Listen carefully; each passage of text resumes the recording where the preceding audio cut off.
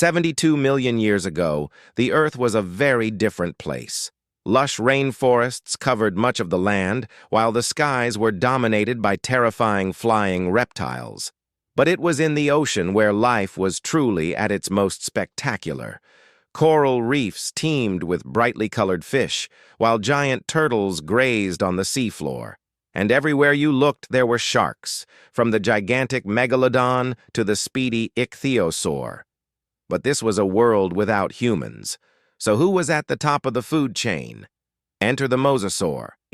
This massive whale-like reptile ruled the seas during the Late Cretaceous period, but it's only known from a handful of fossils.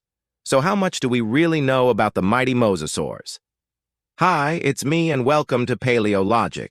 Today we are diving into the Age of Giants. The Mosasaurs were a diverse group of marine reptiles that lived from around 82 to 66 million years ago. They were part of a larger group called the Mosasaurs, which were named after the famous specimen discovered in the Maastricht region of the Netherlands in 1859. This impressive fossil included both the skull and skeleton, something that hadn't been seen in a mosasaur before or since. In fact, it was such an incredible find that scientists initially thought it was a hoax. Based on this and other early finds, paleontologists reconstructed Mosasaurus hoffmani, which became the namesake for the entire group. It was a large marine reptile that combined the neck and tail of a snake with the body and skull of a lizard. Like modern whales, the mosasaurs were fully aquatic, though unlike whales, they were not mammals. Instead, they were more closely related to crocodiles and dinosaurs. Their jaws were lined with sharp teeth, ideal for catching and devouring prey, while their paddle-shaped limbs helped them swim gracefully through the water. But perhaps the most defining feature of the mosasaurs was their size. They grew to truly gigantic proportions, reaching lengths of up to 18 meters and weighing over 30 tons. That's bigger than a sperm whale.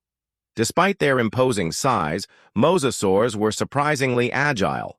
Thanks to their powerful tails, they could reach speeds of up to 40 kilometers per hour, making them one of the fastest marine reptiles of all time.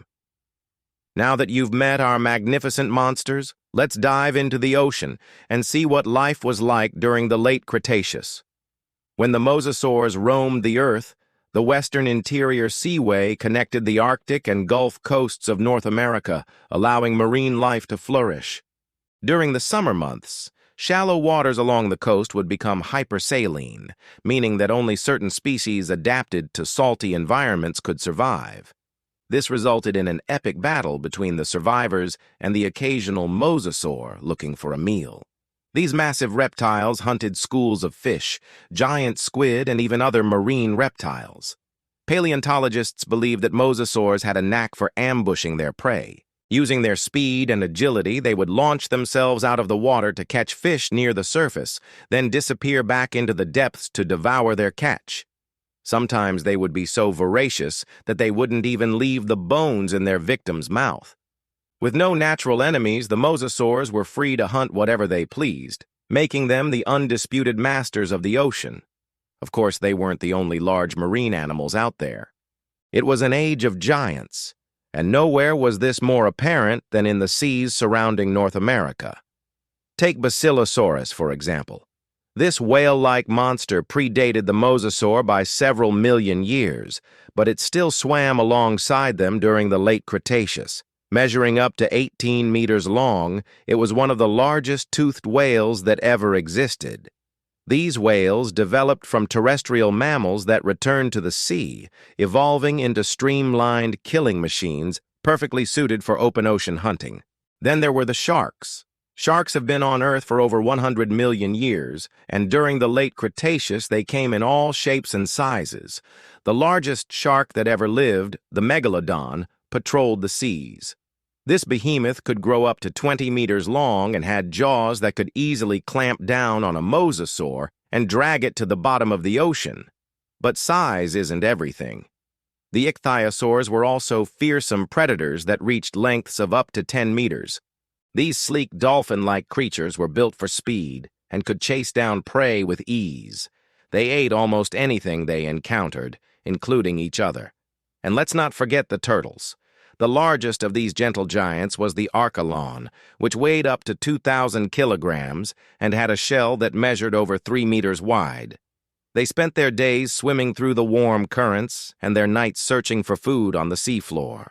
Just imagine the nightmare fuel that must have been for the unsuspecting sailors who stumbled across one of these enormous shells on shore. As you can see, the mosasaurs didn't have it easy.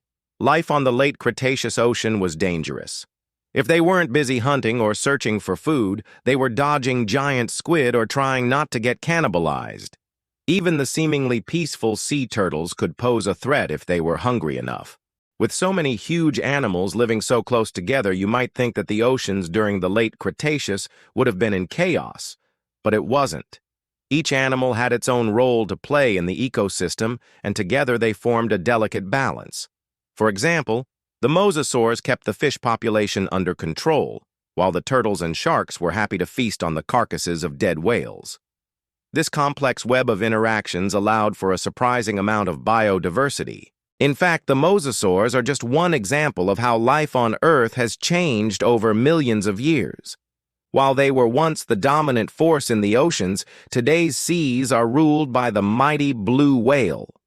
This massive mammal can grow up to 30 meters long and weighs over 200 tons, making it the largest animal that ever lived. But despite its immense size, the blue whale is surprisingly graceful. It uses its massive tail to propel itself through the water at speeds of up to 46 kilometers per hour. Its diet consists mainly of krill, which it filters out of the water using its baleen. Blue whales are truly the mosasaurs of today, but unlike the mosasaurs, they don't rule the seas alone. Dolphins, sharks, and other marine animals live alongside them, creating a balanced ecosystem that allows for a surprising amount of biodiversity. So now you know what the mosasaurs were up against. Let's answer the burning question that's been on your mind this whole time. Why are they extinct? Well, it turns out that these ancient giants didn't die out because of competition or environmental changes.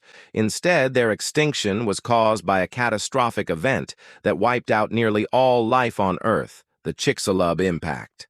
About 66 million years ago, a massive asteroid slammed into the Yucatan Peninsula, triggering a chain reaction that devastated the planet. Giant tsunamis ripped across the globe, while intense heat waves scorched the land and sea alike. As the dust settled, the world was plunged into darkness. Plants withered and died, and the ocean's rich biodiversity began to vanish. The mosasaurs, being large, slow-breeding, marine reptiles, were particularly vulnerable. Without the abundance of food that once sustained them, they began to starve, leading to the extinction of the entire group within a few million years. It's estimated that up to 75% of all species disappeared during the Chicxulub impact, with the mosasaurs being some of the most iconic victims.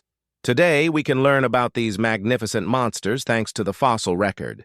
By studying their remains, we can piece together what life was like during the Age of Giants and better understand the history of our planet. So the next time you're at a museum, be sure to check out the Mosasaur exhibit. You won't regret it. Thank you so much for watching. Did you enjoy learning about the mosasaurs? Let me know in the comments below. And if you haven't already, be sure to subscribe and follow my channel. Thanks again for watching, and I'll see you next time.